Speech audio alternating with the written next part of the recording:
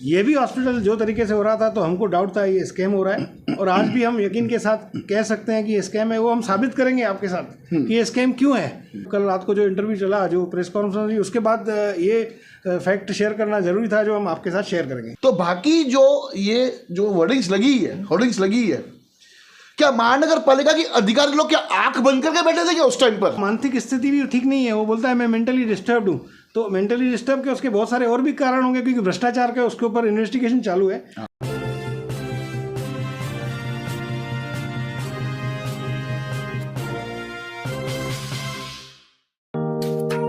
Neeraj Vinod Burani's Spacecraft Interiors. Your space, our craft. Experienced and professional team. No hidden charges. Luxurious designs. Follow us on Instagram. Spacecraft Interiors. Your space, our craft.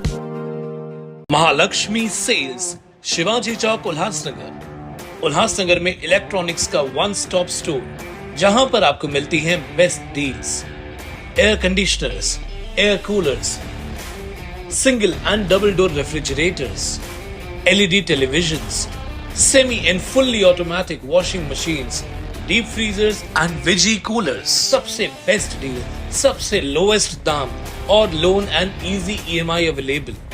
बस आइए और गर्मियों के इन दिनों में अपने घर के लिए ले जाइए बेहतरीन consumer appliances. Mahalakshmi sales, electronics market, opposite RKD college, Shivaji Chowk, Ulhasnagar 3। For sales contact us on. आइए लेते हैं एक मुलाकात मोती लुधवानी जी के साथ।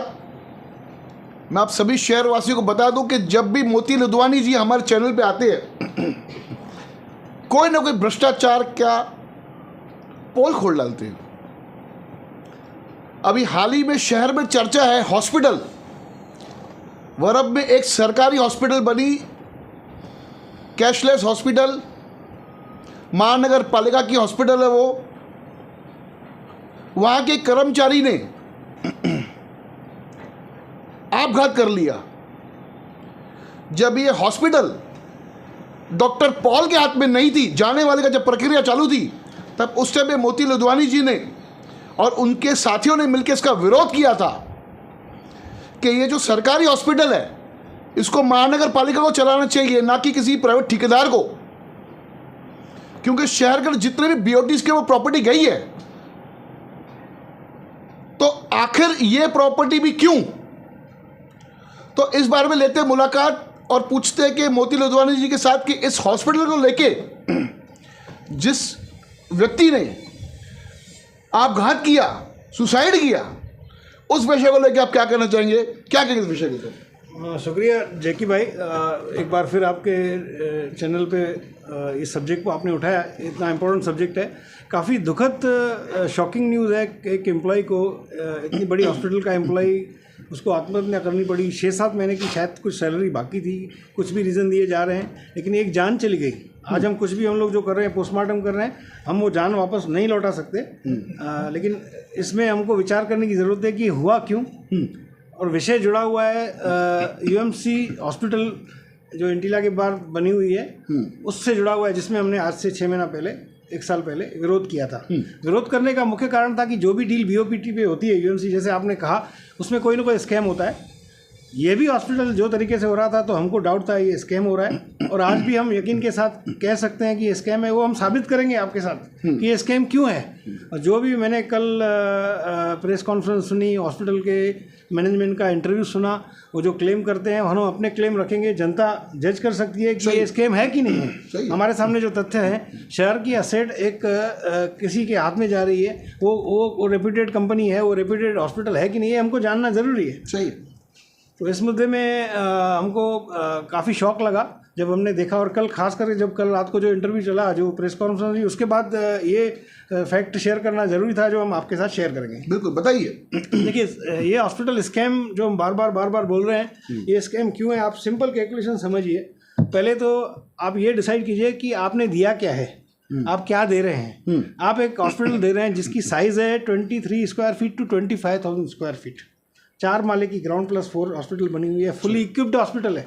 उसमें एक ऑक्सीजन प्लांट है, उसकी आप मॉडर्न ऑक्सीजन प्लांट है, उसमें फायर फाइटिंग सिस्टम्स हैं, उसमें हॉस्पिटल के मॉडर्न टेक्नोलॉजी के बेड्स बने हुए हैं, हमारे पास एविडेंस है उसमें क्या क्या उसकी कंडीशन है, उसके अंदर कौन से एसेट्स हैं। वो कोई भंगार नहीं था, एक ब्यूटीफुल फर्निश्ड हॉस्पिटल थी जिसमें कोविड का इलाज किया जा रहा था। वो एक ऐसी वैसी कोई भंगार कोई खंडर ज़मीन नहीं थी या कोई ऐसी नहीं थी, एक बनी बनाई बिल्डिंग रेडीमेड हॉस्पिटल थी जिसको इन्होंने अभी मॉडर्न बनाया। ठीक है, उन्होंने किया होगा। एक 25,000 फुट की आप हॉस्पिटल किसी को दे रहे हैं, ठीक है। उसके बाद उसमें थोड़ा बहुत जो ऑक्सीजन प्लांट फर्नीचर वगैरह लगाया गया था, मेरे हिसाब से मुझे जो जानकारी है 2-3 करोड़ का फर्नीचर उसमें किया हुआ था पहले से ही। और उसके अलावा जब ये लीज दी गई, इसको कोई नहीं ले रहा था, यूएमसी ट्राई कर रही थी। फिर अचानक इन्होंने कुछ इसमें कुछ ऐसे टर्म्स ऐड कर दिए कि अचानक इसमें इंटरेस्ट लोगों के आगे, इसमें इन्होंने कुछ 3 करोड़ 80 लाख 4 करोड़ के आसपास कुछ इन्होंने हॉस्पिटल के साथ साथ कैश भी देने का इन्होंने अनाउंस किया। तो फिर इसमें इंटरेस्ट यानी जो लेगा इस हॉस्पिटल को, हाँ जी, उसको महानगर पालिका 4 करोड़ या पैसा भी उनको देगी। 380 की कैश का इसमें स्कोप था। और जो भी टर्म्स थे वो टर्म्स इतने अट्रैक्टिव थे। एक आप 25,000 फुट की हॉस्पिटल दे रहे हैं, उसके अलावा उसमें ऑलरेडी फर्निश्ड है जिसमें मॉडर्न टेक्नोलॉजी के बेड्स हैं, ऑक्सीजन प्लांट लगा हुआ है और फुली मॉडर्न बनी हुई है। भले उसमें आज फर्निशिंग वगैरह किया हुआ रहेगा, उन्होंने उस पर एक स्ट्रक्चर पे उन्होंने काम किया है जो ऑलरेडी एक बनाया हॉस्पिटल था। वो इतना बड़ा असेट आप दे रहे हैं, 4 करोड़ साथ में दे रहे हैं। अब ये स्कैम क्यों है? इसके सामने आप वो पार्टी से कॉन्ट्रैक्टर से क्या ले रहे हैं? आप ले रहे हैं 3 रुपया पर स्क्वायर फीट, जिसकी कीमत होती है 70 से 75 हज़ार। अगर आप 25,000 फुट 3 रुपये से देते हैं तो महीने का होता है 25,000। आप सामने 30 से 35 करोड़ का असेट दे रहे हैं, इंक्लूडिंग आपकी हॉस्पिटल का स्ट्रक्चर 25,000 फुट, उसके साथ आप 3 करोड़ का फर्नीचर दे रहे हैं, उसके साथ आप उसमें 3 करोड़ 80 लाख कैश दे रहे हैं। उसके सामने आप क्या ले रहे हैं? 75 हज़ार रुपीज़ 3 पर स्क्वायर फीट, टोटल 75,000 रुपया, जो 0.0025% होता है। अभी आप सोचिए कौन से हिसाब से ये इक्वेशन बैठ रही है। इसीलिए हम इसको स्कैम कहते हैं। इसके और भी कुछ कारण हैं कि हम इसको स्कैम बोलते हैं। आज अगर एक उल्लासनगर में जो धोखाधड़ी बिल्डिंग गिर चुकी है ना, जो बेचारे जो ग्रस्त लोग हैं वो भी कहीं जाके फ्लैट लेते हैं ना 1 BHK का, तो 15,000 पर उसका भाड़ा भरते हैं। तो इतनी बड़ी हॉस्पिटल को कैसे 75,000 में दिया जा रहा है? ये भी एक स्कैम है। 75,000 आप इतनी हॉस्पिटल 25,000 दे रहे हैं, उसके अलावा 4 करोड़ कैश दिया जा रहा है। वो फर्निश्ड हॉस्पिटल है, उसमें एक प्लांट है, उसके लाइसेंसेस हैं, सब रेडी, एक proper ready to go hospital है। और सबसे बड़ी बात, ये कोई फ्री हॉस्पिटल नहीं है। आप इसको लग रहा है कि ये फ्री है, ये बोल तो रहे कैशलेस है, पब्लिक के लिए फ्री है। लेकिन जो हॉस्पिटल अथॉरिटीज मैनेजमेंट इसको चलाएंगी, उसको महात्मा ज्योतिबा फुले या आयुष्मान भारत के स्कीम के तहत उनको फंड्स गवर्नमेंट से, स्टेट गवर्नमेंट से आने वाले हैं या सेंट्रल गवर्नमेंट से आने वाले हैं। ये फ्री नहीं है। जो भी आप खर्चा करते हैं पब्लिक के ऊपर, वो गवर्नमेंट के स्कीम में करते हैं। तो ये आप ये मत सोचिए कि इसको कोई रेवेन्यू नहीं आएगा। आपने सीधा 25-30 करोड़ का, 30-35 करोड़ का असेट दे दिया और आपने नील भाड़ा लगाया लगभग 3 रुपया पर स्क्वायर फीट। कौन से हिसाब से 3 रुपया स्क्वायर फीट, कौन से कॉमर्शियल टर्म में आज तक सुना है आपने? बैंक भाड़े पे जाती है 100 रुपया, 150 रुपया, 200 रुपया स्क्वायर फीट से भाड़े में जाती है। मिनिमम भाड़ा कॉमर्शियल का 100 रुपये के ऊपर है। आप 3 रुपये में दे रहे हैं, उसमें आप एक मॉडर्न स्ट्रक्चर की हॉस्पिटल दे रहे हैं। और वो कोई भी फाइनेंशियल टर्म्स में ये इक्वेशन मिसमैच लग रही है, मैच नहीं बैठ रही है। और इसको मैनेज करने के लिए सबसे बड़ी बात जो हमको लगी जब हमने इसको स्टडी किया, हमने RTI में पेपर्स लिए, ये पूरा का पूरा कॉन्ट्रैक्ट, ये पूरी की पूरी डील में ई टेंडरिंग नहीं हुई है। इन्होंने UMC ने एक एक्सप्रेशन ऑफ इंटरेस्ट टर्म होता है, एक्सप्रेशन ऑफ इंटरेस्ट का इन्होंने इन्विटेशन लिया, वो इन्होंने इंटरनली सर्कुलेट किया, जिसको इन्होंने, और इतनी बड़ी डील 25 करोड़ ये लोग विदाउट इंटरिंग कर ही नहीं सकते। जो इन्होंने ऑनलाइन 5 लाख या कुछ डिपॉजिट लिया होगा वो उनको ऑनलाइन लेना है, और वो कैश ले ही नहीं सकते, चेक से ले ही नहीं सकते। मतलब ये ई टेंडरिंग नहीं हुई थी, इसमें ई टेंडरिंग नहीं हुई है। एक छोटी ई टेंडरिंग का 31 लाख का मुझे एक कॉन्ट्रैक्ट मालूम पड़ा था, एक्सप्रेशन ऑफ इंटरेस्ट था ई टेंडरिंग के थ्रू। उसमें कम से कम 18 लोगों ने अप्लाई किया था, इसमें सिर्फ 2 या 3 लोगों ने अप्लाई किया, वो सब फिक्स लोग थे। उसमें किसको देना था वो पहले से डिसाइडेड था, और उसमें हमने अपोजिशन किया। उल्लासनगर की team of doctors, cream of doctors हैं, जो अध्यक्ष हैं उल्लासनगर मेडिकल एसोसिएशन के, बड़े बड़े एक डॉक्टर है जिसकी 4 हॉस्पिटल्स है, क्रिटिकल हॉस्पिटल के ओनर जो है डॉक्टर कोरानी, और दूसरे डॉक्टर उत्तमानी, जिनकी उल्लासनगर में हॉस्पिटल है, वो जुपिटर करते हैं, श्रद्धा और जुपिटर में प्रैक्टिस करते हैं। ऐसे करके 12-13 डॉक्टर्स की टीम हमने कमिश्नर से 2 बार टाइम लिया था।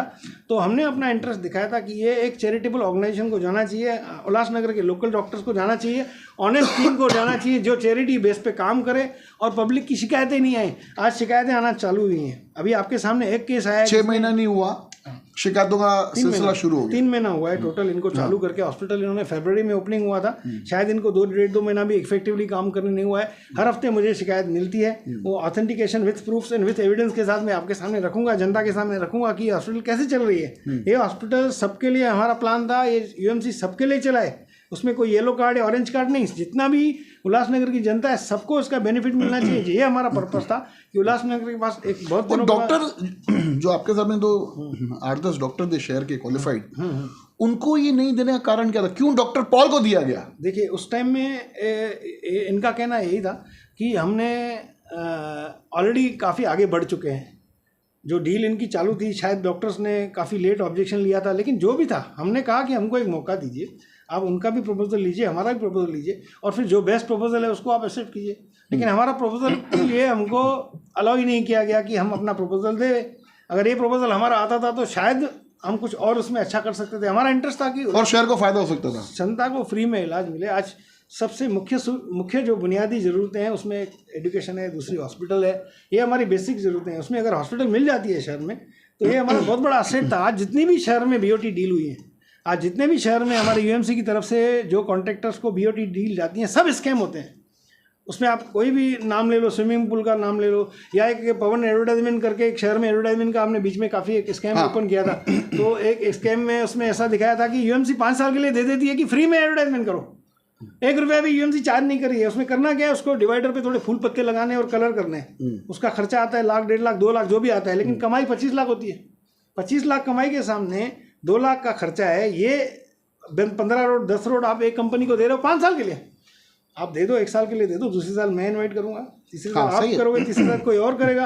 तो ये जितनी भी डील्स होती हैं इसमें कोई भ्रष्ट ठेकेदार के साथ साथ कुछ हमारे दलाल नेता शामिल हैं। ये डील दलाल नेता के थ्रू होती है। उसके बाद इसमें भ्रष्ट अधिकारी भी शामिल होते हैं। उल्लासनगर शहर के अंदर मैं आपको बताऊं, दलाल जैसे आपने कहा, उल्लासनगर में बहुत बड़े बड़े वीआईपी दलाल है जो डायरेक्ट साठगांठ करके कोई भी चीज़ आपकी अटकी हुई हो, बिल अटके हुए हो, टेंडर अटका हुआ हो, या कोई भी बात अटकी हुई हो, उसको सीधा कैसे करना है।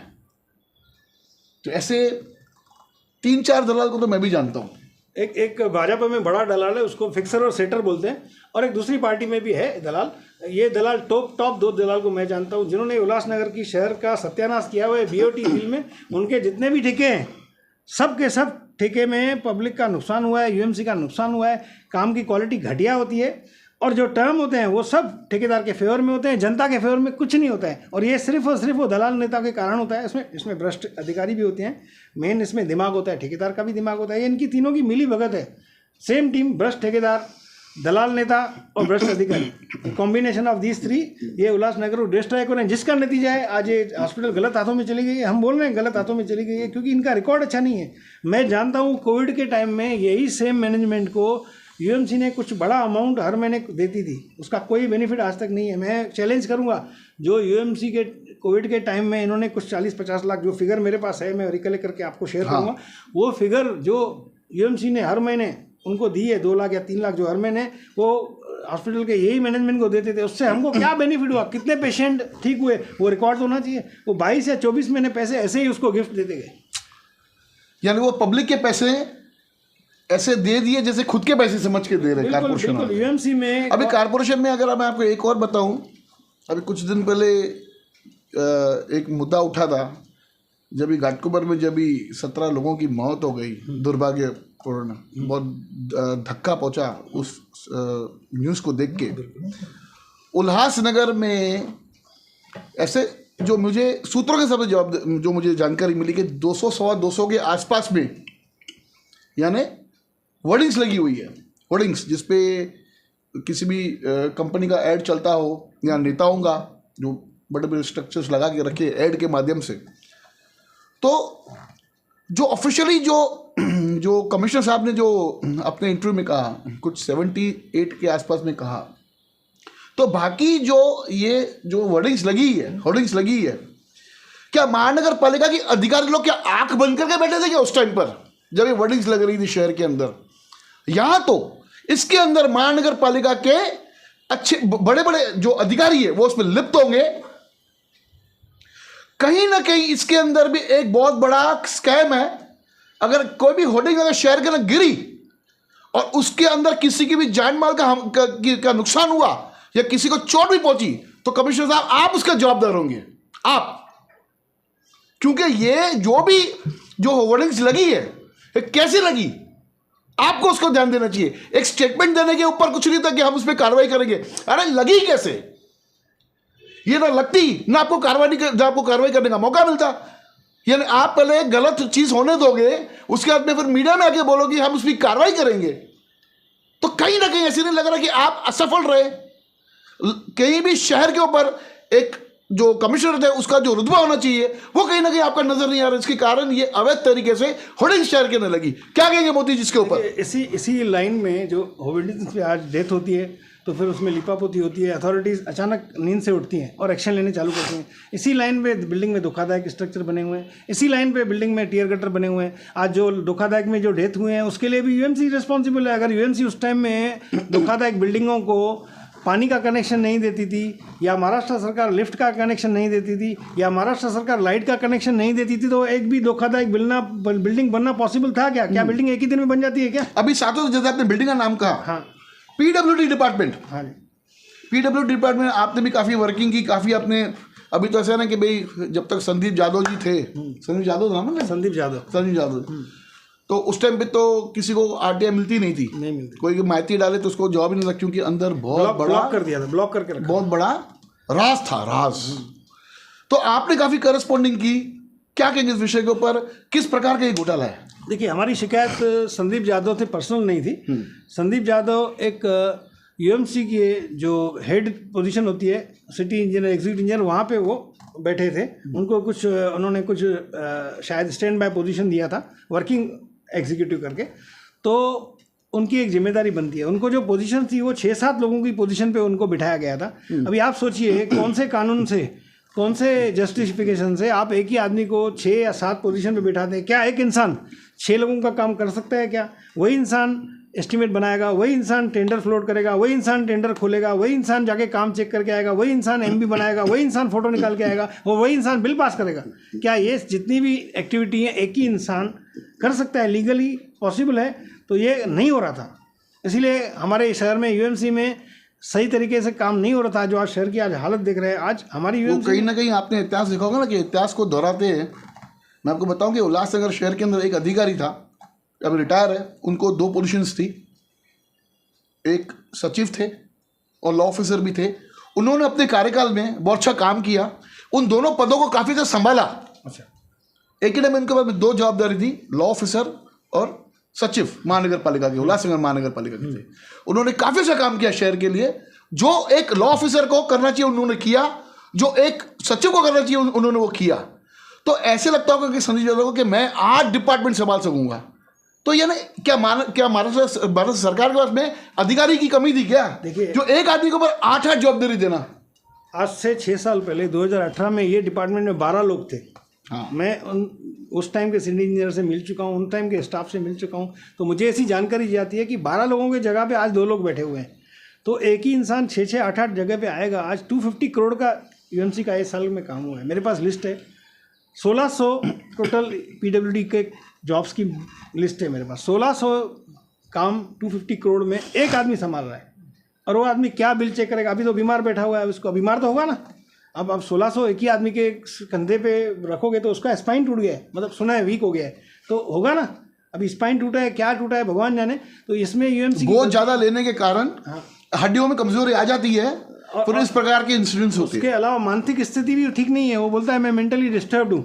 तो मेंटली डिस्टर्ब के उसके बहुत सारे और भी कारण होंगे, क्योंकि भ्रष्टाचार का उसके ऊपर इन्वेस्टिगेशन चालू है। आज उसके ऊपर डिपार्टमेंट एंड इंक्वायरी चालू है। उस डिपार्टमेंट एंड इंक्वायरी में अगर कोई भी अथॉरिटी को हमसे कुछ पूछना है तो हम भी उसमें कोऑपरेट कर सकते हैं।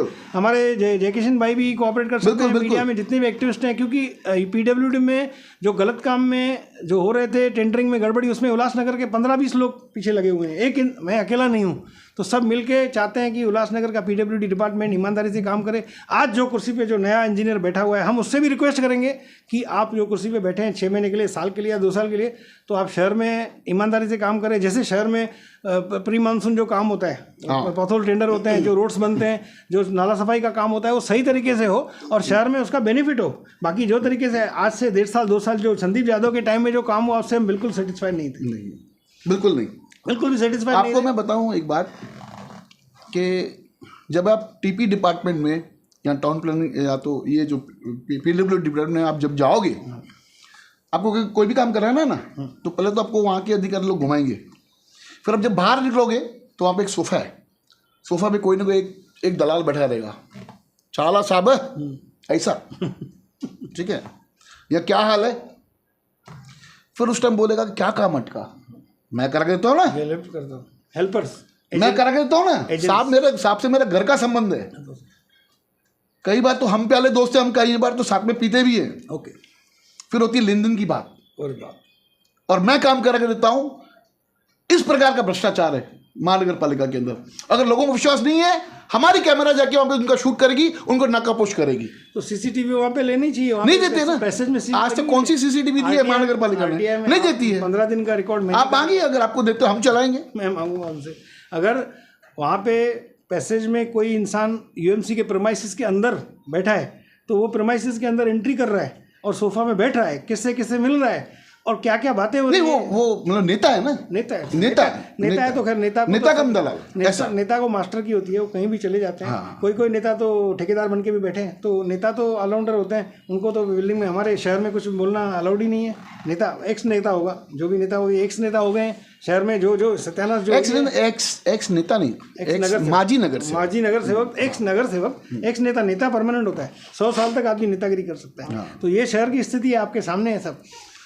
बहुत अच्छा लगा आज एक और हॉस्पिटल के मुद्दे के ऊपर मोती लुधियाना जी से बात करते हुए, और भी इस प्रकार के भ्रष्टाचार को हम नकापोश करेंगे, और जो भी शहर के अंदर जो गलत काम हो रहे हैं, इस गलत काम को लेते हुए मैं आपको बता दूं कि सूत्रों के हिसाब से मैंने एक न्यूज़ पढ़ी, उस न्यूज़ के अंदर था कि उल्लासनगर शहर के अंदर एक होटल है, हम जल्दी उसका नाम एक्सपोज करेंगे। मजे की बात तो यह है कि वो लोगों ने विदेशी लड़कियां मंगा के रखी है। अब मैं उसमें स्पेसिफाई करता हूं, थाईलैंड की लड़कियों को मंगा के यहां पर वैश्यावृत्ति का काम करना। और मुझे पता है, मेरे सूत्रों ने यह भी बताया कि उसके पीछे एक नेता का हाथ है। मैं उस नेता को भी जानता हूं, मुझे लगा ये इस प्रकार का व्यक्ति नहीं है, लेकिन ये इस प्रकार का व्यक्ति निकला, मुझे भी झटका लगा। और जल्दी फिर सुबह होगी न्यूज़ चैनल इन सभी चीज़ का भांडाफोड़ करेगी। उस नेता का नाम हम जरूर बताएंगे वीडियोस के साथ, और उस नेता को हम नकाबपोश करेंगे।